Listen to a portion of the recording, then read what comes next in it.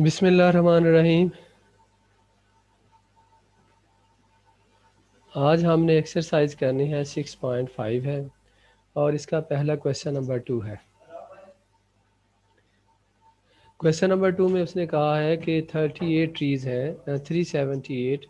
ये ट्रीज़ इस तरह से उसने जो है अरेंज किए हुए हैं। ये आपके पास है, ऐसे है पहला, ये को आइसोसेलेस ट्रायंगल बनती है ऐसे, ठीक है। और इसमें ये एक ट्री आ रहा है पहले, फिर दो आ रहे हैं, यानी एक एक करके इंक्रीज़ हो रहा है ऐसे 3। फिर इसी तरह तो ये टोटल जो उनका है ना एस एन, आपको यहाँ पे ये गिवन है कि ये 378 है, कि इनका जो सारी रो का जो ट्री का सम है वो कितना है, 378 है।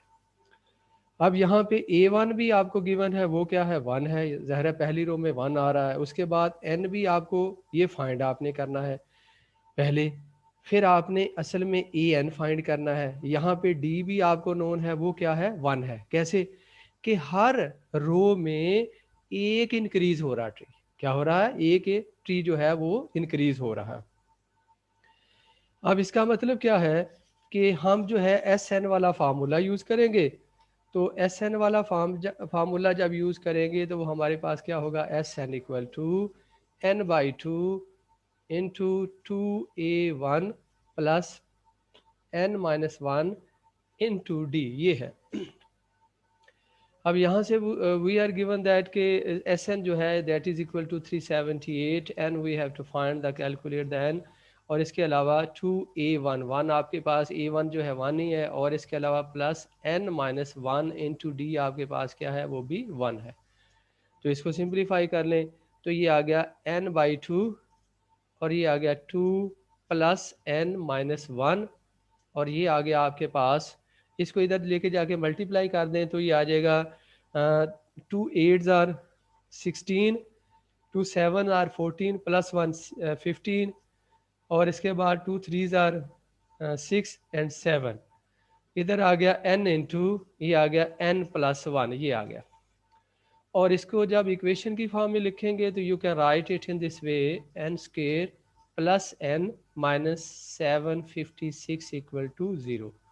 अब ये क्वाड्रेटिक इक्वेशन है, वेरिएबल यहाँ पे n है, जैसे x होता है। अब इसके आपने फैक्टर बनाने हैं। फैक्टर जो इसके बनते हैं, आप देखें कि आपके पास ये जो होता है 25 जो है, 25 को मल्टीप्लाई करें तो ये आपके पास क्या बनता है, ये 625 है।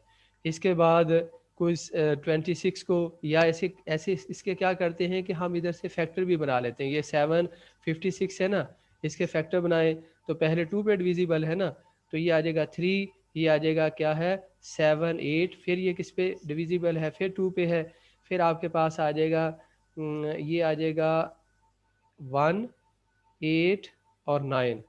फिर उसके बाद देखें ये किस पे जाता है, तो इसके आपने फैक्टर बनाने हैं।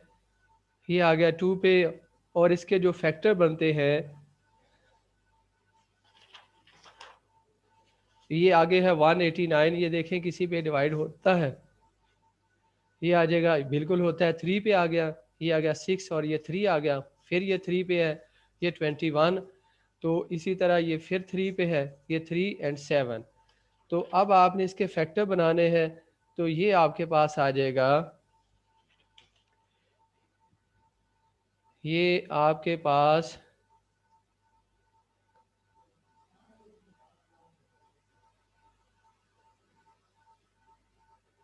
50 27 3 3 3 कितने हो गए 9, और ये आ गया 7 7 इंटू 4 28।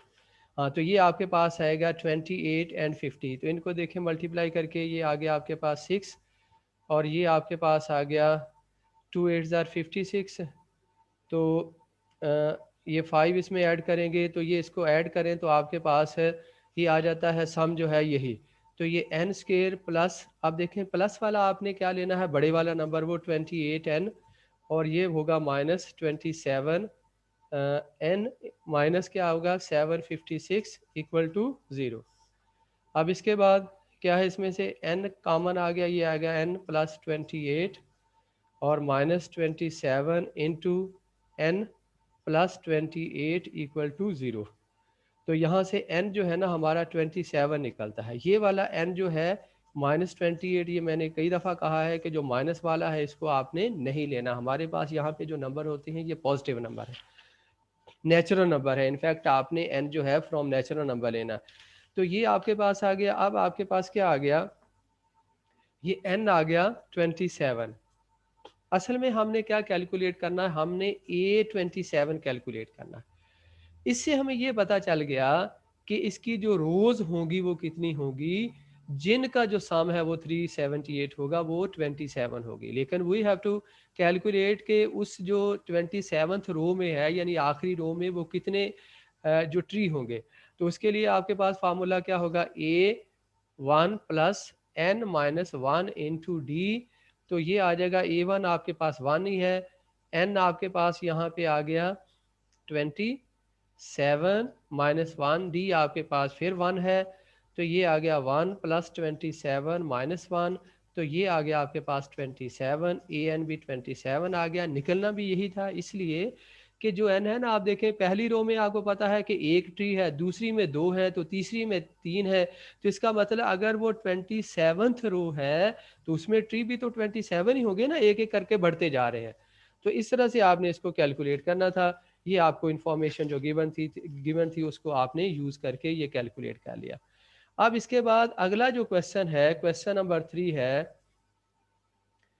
क्वेश्चन नंबर 3 उसने कहा है कि आ मैन बारोज RS 1100। पहले उसने जो है बारो कितने किए हैं, वो है 1100, ठीक है। तो उसके बाद उस पर कुछ उसने इंटरेस्ट भी पे करना है। वो जो अमाउंट ऑफ इंटरेस्ट है वो कितनी है, ये तो उसने जो है आप कह लें बारो किए हैं, और प्लस क्या है उसका इंटरेस्ट है, वो आपके पास क्या है, वो है 230 प्लस 230। तो ये जो अमाउंट है ना टोटल 0 3, और ये आपके पास आ गया, ये 3 ऐड कर दिया, ये है आपके पास ये 230, इसको ऐड करें 0 3 3 1, ये 330 जो है ये उसने अब रीपे करना है, वापस करनी है अमाउंट। जब इसने अमाउंट वापस करनी है तो उस पर सर्टन कंडीशन है जो कि हमने देखनी है, वो क्या है। अब एन भी आपको गिवन है, ये एस एन जो है ना ये था आपके पास। असल में ये क्या है, एन है 14, यानी 14 इंस्टॉलमेंट में उसने इसको रीपे करना है। और कहता है कि हर दफ़ा जो है इंस्टॉलमेंट ये आपके पास है। उसके बाद in each installment being less than proceeding, यानी जब वो डी इसका क्या आता है -10 के, हर जब इंस्टॉलमेंट देगा जो पहली देगा उससे जो अगली वाली देगा उसमें क्या होगा, वो 10 रुपये कम देगा। तो what should be the first, यानी इसका जो A1 है वो इंस्टॉलमेंट में वो क्या होगा, ठीक है। तो अब आपके पास सीधा सा फार्मूला अभी एस एन वाला है जो आपने लिखा था, वही यूज़ करेंगे। S n equal to n/2 2a1 plus n-1 into d, ये है। अब इसमें मैं वैल्यू पुट कर देता हूँ, बाकी you have to calculate it. अब इसको आप क्या लिखेंगे, you have to write here s n आपके पास बेटा जी क्या है, it is equal to the 1330, n आपके पास 14 है, ये आ गया 14/2, और 2a1 चूँकि आपने अभी कैलकुलेट करना है ये, तो ये आ जाएगा 2a1 as it is plus n-1। n आपके पास फिर कितना है 14 माइनस 1 इंटू डी कितना है -10। तो ये आपके पास है। अब इसके बाद इसको फर्दर जो है आप इसको इस तरह से लिखेंगे, ये आपके पास आ जाएगा 330 इक्वल टू 7 इंटू 2a1, और ये आ जाएगा माइनस, ये आ जाएगा प्लस 13 इंटू -10। तो ये आ गया आपके पास, इसको डिवाइड कर सकते हैं, ये आपके पास आ गया 7, ये आ गया 2a1 माइनस 130, ठीक है। अब इसको 7 से डिवाइड करें तो ये 7 6 और 13, फिर आपके क्या पास क्या बन जाएगा 6 आ गया, 7 1 और 13 है ना, तो इसमें 6 ऐड करेंगे तो ये 13 बनेगा, तो ये 6 ये 9 आ जाएगा, ये आ गया, ये आ गया 2a1 और -130, और यहाँ से 2a1 इक्वल टू ये इधर आके ऐड हो जाएगा 690 प्लस 130, और विच इज़ इक्वल टू 0 9 और 3 12 आ गया, ये 6 7 और 8 आ गया, आई थिंक सो इसको कैलकुलेशन चेक कर सकते हैं आप, गड़बड़ भी हो सकती है। A1 इक्वल टू 820/2, तो A1 जो आपके पास है ये आ जाएगा 410। ये पहली किस्त जो है हाँ पहली किस्त जो देगा वो आपके पास इस तरह से इसकी वैल्यू आ जाएगी। तो इसमें भी देखें फार्मूला आपके पास SN वाला ही यूज़ हो रहा है। तो इसमें ज़्यादातर जो क्वेश्चन है उसमें फार्मूला आपके पास SN वाला यूज़ हो रहा है। इसके बाद है क्वेश्चन नंबर 5 है द स्टूडेंट सेव।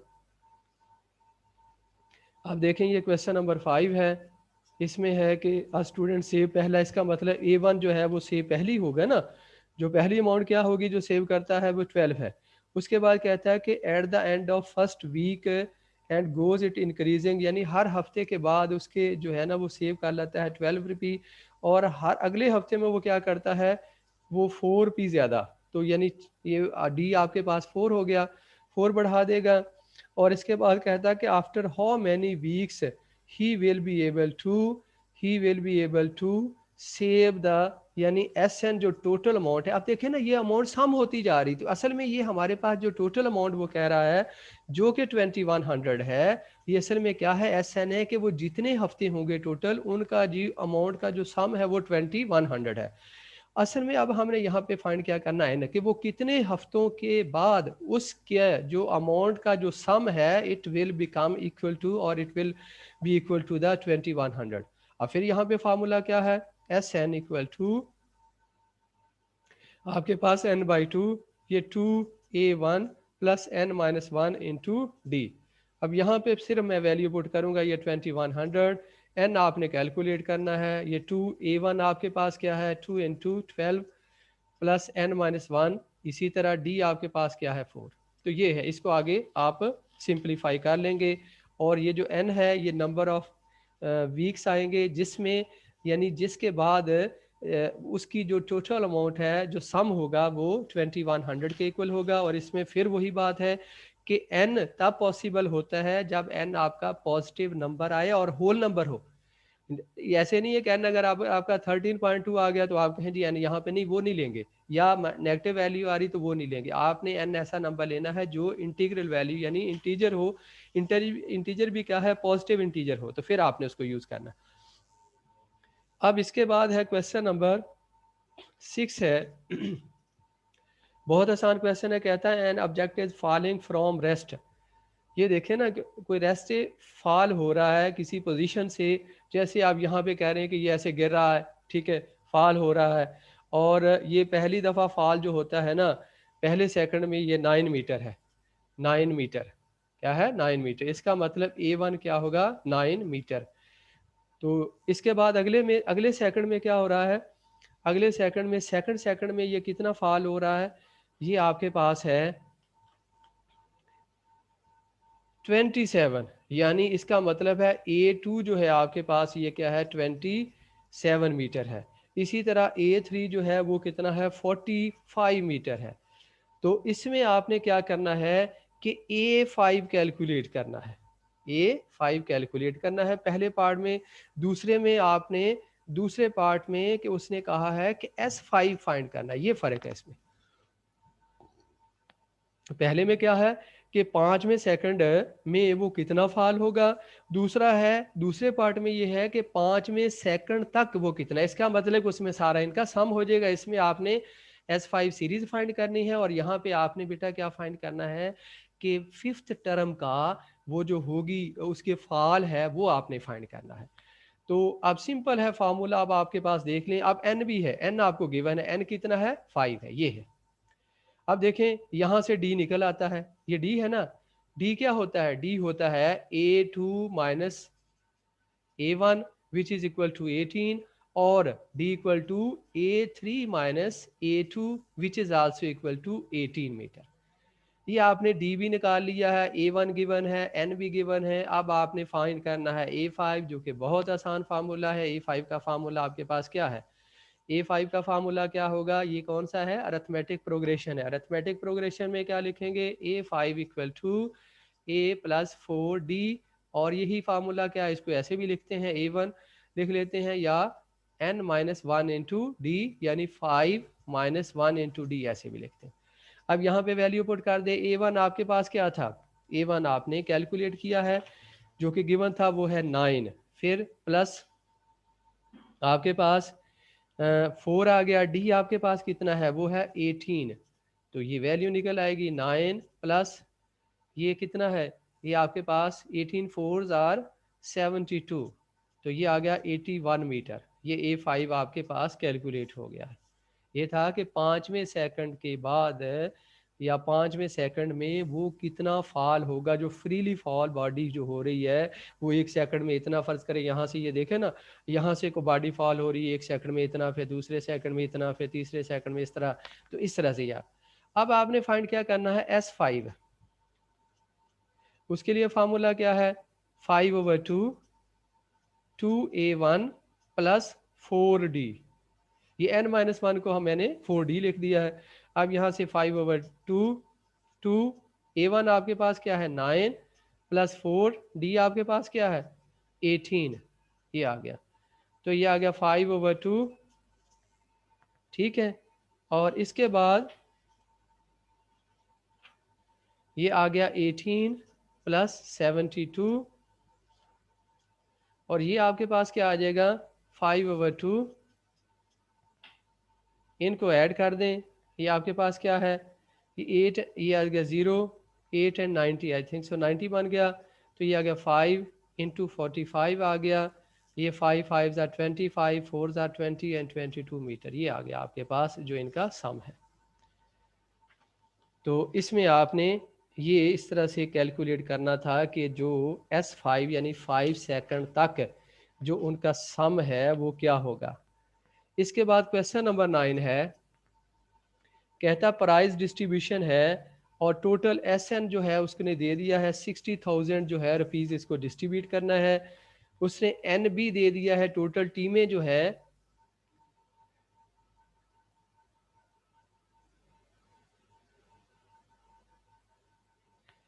ये कर देंगे बेटा सारा इंशाल्लाह जो है ना आपको।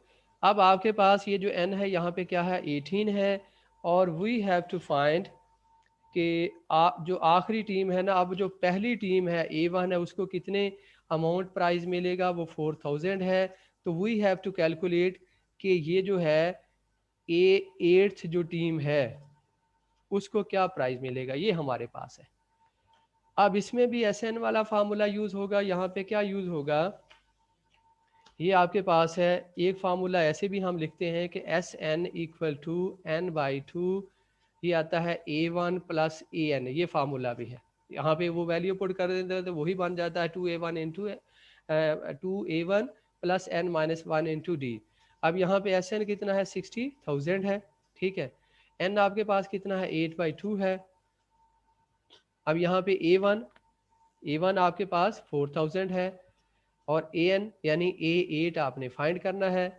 तो ये आ गया 4 इंटू आपके पास क्या आ गया, ये 4000 प्लस क्या आ गया A8 आ गया, ये इधर आ गया 60,000 आ गया, ठीक है। तो ये 4 से बेटा डिवाइड करेंगे तो ये आ जाएगा 15,000 आ जाएगा ना, तो ये आ जाएगा 4000 प्लस A8 आ गया। अब इसको इधर लाके सबट्रैक्ट कर दें तो ये 15,000 minus 4000 equal to A8 which is equal to कितना आता है 11,000।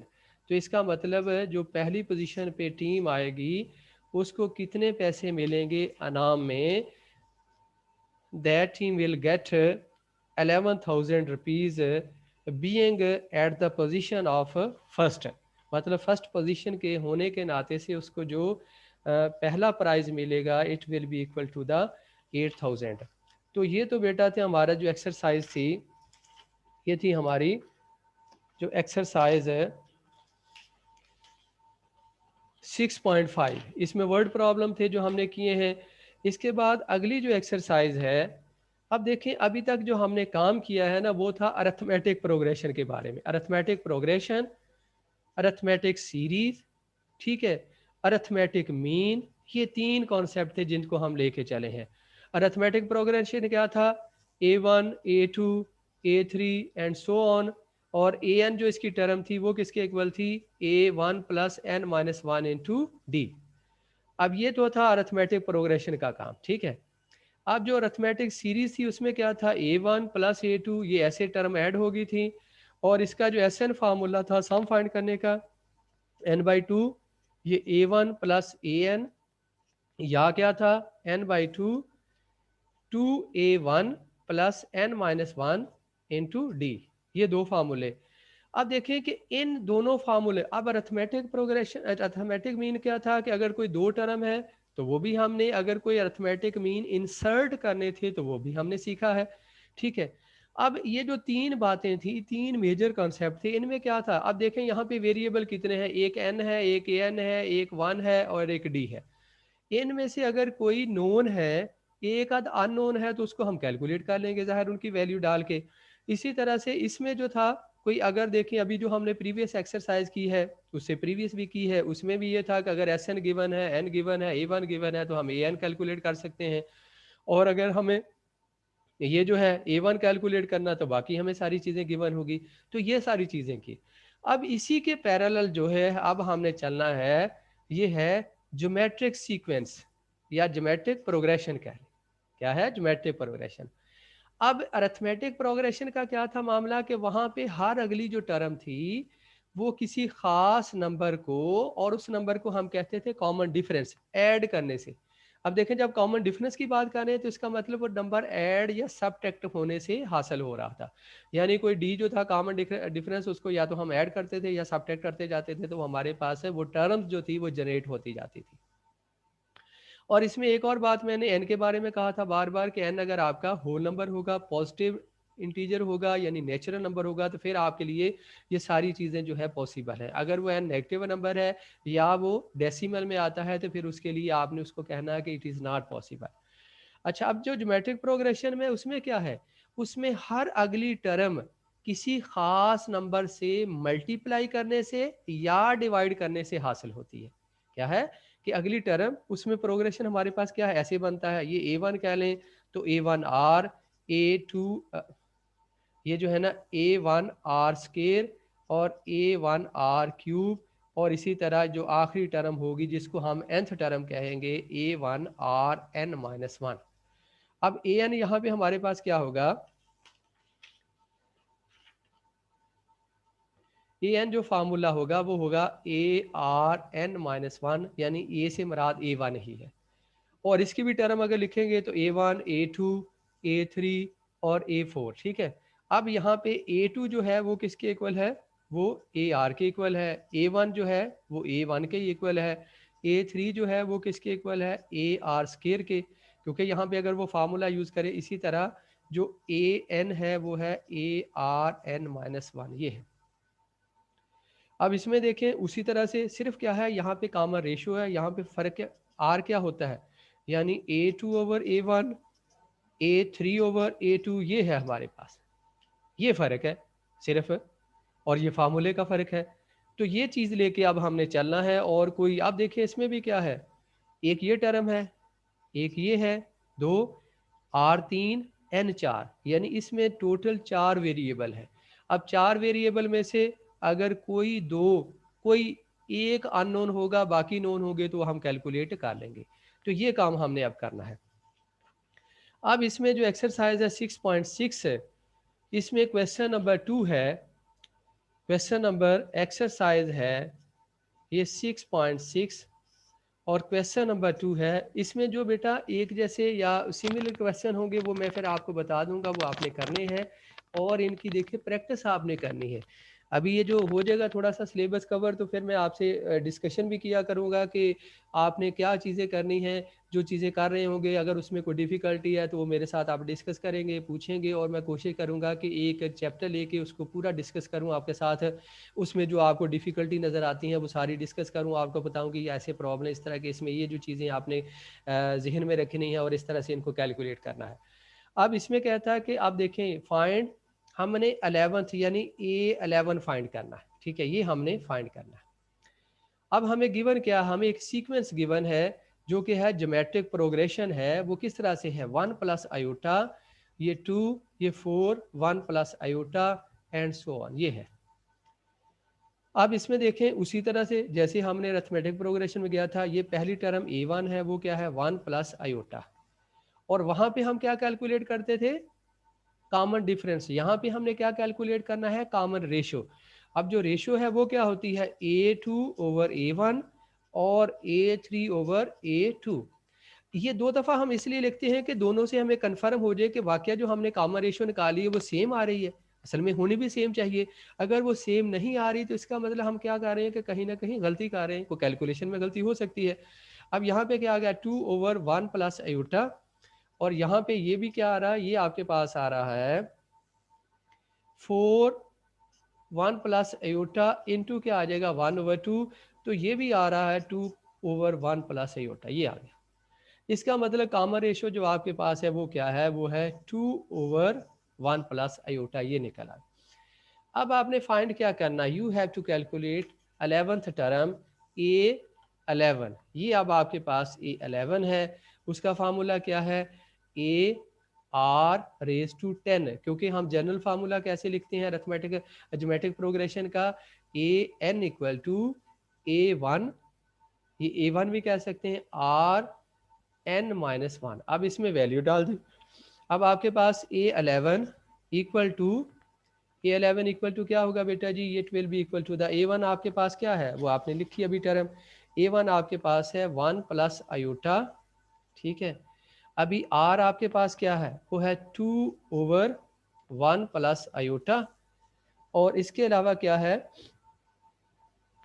अब N आपके पास क्या है, ये आ गया 10 हो गया, क्योंकि 11 माइनस 1 है, मैंने डायरेक्ट 10 लिख दिया। ये आ गया 1 प्लस आयोटा, ये आ गया 2 raise to 10 over 1 plus iota raise to क्या आ जाएगा 10 आ गया। अब एक तो इससे कट गई, ये आ जाएगा 2 raise to 10 over 1 plus iota raise to 9। तो ये इसकी वैल्यू आ गई। आगे आपने कैलकुलेट करना है। अब मुझे नहीं पता किस तरह से आंसर लिखा, वो सिंप्लीफाई आप कर सकते हैं इसको। ये तो नंबर है, इसका तो एक नंबर आ जाएगा, इसको अगर वो सिंप्लीफाई किया हुआ तो इसका स्क्वायर करके वो कर सकते हैं, तो अगर नहीं किया हुआ तो फिर ठीक है। तो ये इस तरह से क्वेश्चन था कि अब इसमें क्या है, हमने किया ज्योमेट्रिक प्रोग्रेशन का इस्तेमाल किया है। ये आपने A11 फाइंड करना था। GP एक अरिथमेटिक प्रोग्रेशन आपको इस तरह से गिवन थी। अब पहली टर्म है तो it is equal to the A1। फिर आपने कॉमन रेशो फाइंड करना है, वो अगली टर्म डिवाइडेड बाय पिछली टर्म यानी प्रीसीडिंग, तो ये 2 ओवर 1 प्लस आयोटा, और इसी तरह ये ओवर ये, तो ये आपके पास कॉमन रेशो दोनों में यही आ रहा है, तो कॉमन रेशो भी निकल आया। तो अब आपने कैलकुलेट क्या करना था, A11 करना था। तो A11 आपके पास है, उसका फार्मूला ये है, जनरल टर्म फार्मूला ये है, जिसकी मदद से हमने वो फार्मूला लिख लिया। अब we have substituted the value in this formula, और वी हैव कैलकुलेट कि ये जो A11 टर्म है it is equal to the 2 raise to 10 divided by 1 plus iota whole raise to 9, ये हमने कैलकुलेट कर लिया। अब इसमें जो है अगला क्वेश्चन है वो बिल्कुल इसी तरह का है, जो कि क्वेश्चन नंबर 4 है। क्या है, क्वेश्चन नंबर 4 है, ये आपके लिए क्या है, असाइनमेंट है। क्वेश्चन नंबर 4 बिल्कुल इसी तरह से है। इसके बाद क्वेश्चन नंबर 5 है।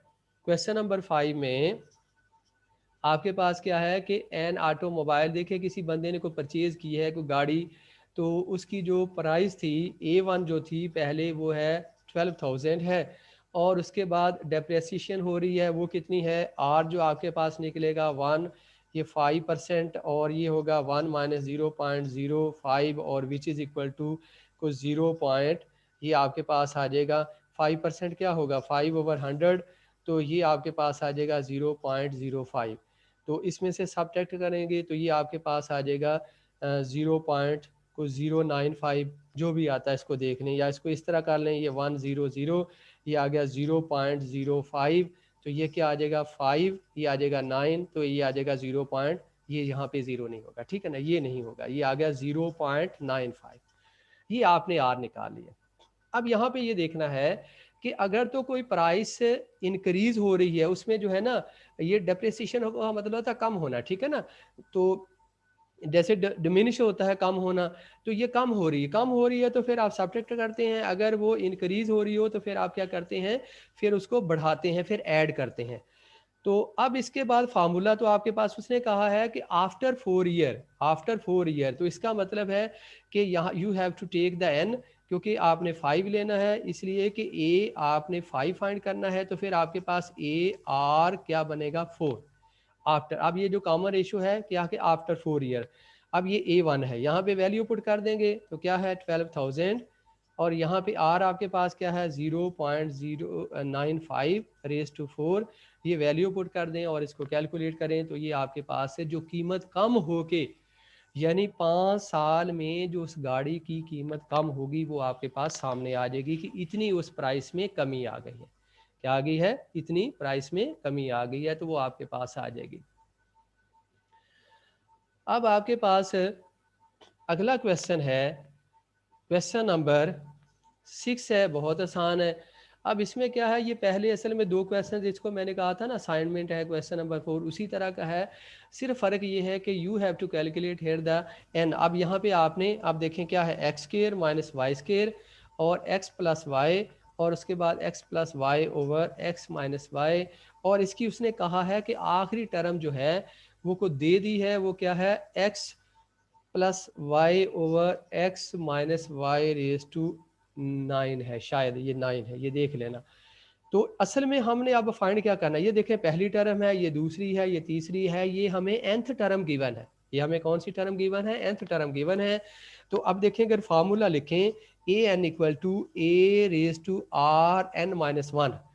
अब nth टर्म ये भी आपको गिवन है जो कि ये है, A1 आपको गिवन है जो कि ये है, R आप यहाँ से कैलकुलेट कर सकते हैं। तो फिर आपके पास रहता क्या है, आपके पास सिर्फ रहता ये है कि आपने n फाइंड करना है।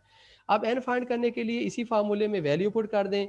अब यहाँ पे A1 आपके पास क्या है, वो है x square minus y square, और R आपके पास क्या है, वो है x plus y over x square minus y square, और इसको आप लिख सकते हैं, इसके फैक्टर बना लेंगे x plus y over x minus y into x plus y, तो ये इसमें कैंसिल हो गया, ये आ गया 1 ओवर एक्स माइनस वाई। अब आपने कैलकुलेट क्या करना, ए एन आपको गिवन है, वो आपके पास क्या है एक्स प्लस वाई ओवर, ये है x minus y whole raise to 9।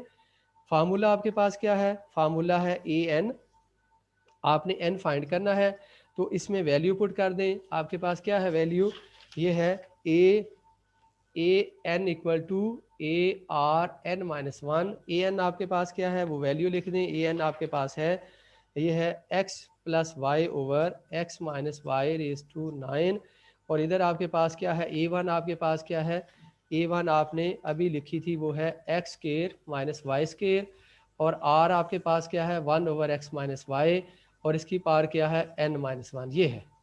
अब इसको आपने सिंपलीफाई करना है। अब देखें इसके फैक्टर बना लें, इसके फैक्टर बनाएं तो एक्स प्लस वाई इंटू क्या आ जाएगा एक्स माइनस वाई, इधर क्या आ जाएगा 1 over x minus y raise to n minus 1, ठीक है।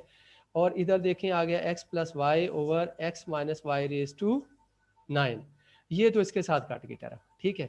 अब इसको इसके साथ सिंपलीफाई कर लें, इसके साथ सिंपलीफाई करेंगे तो एक इससे और कम हो जाएगी ना, ये क्या बनेगा, इससे एक और कम हो जाएगी, तो ये असल में आ जाएगा 1 over x minus y raise to क्या होगा n माइनस 2, इधर क्या आ गया 1 over x minus y raise to 9।